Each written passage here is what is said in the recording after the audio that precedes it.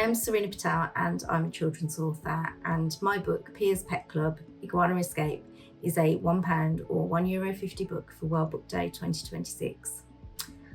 I am going to set myself a reading challenge, and I think the thing I would like to challenge myself to do is to read all of the books that I have bought and not read yet.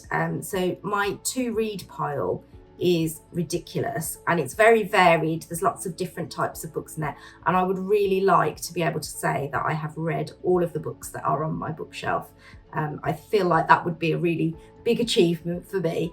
But aside from that, I would also like to read more non-fiction, because I think non-fiction is so interesting and can teach us so much, and also can really inspire our storytelling.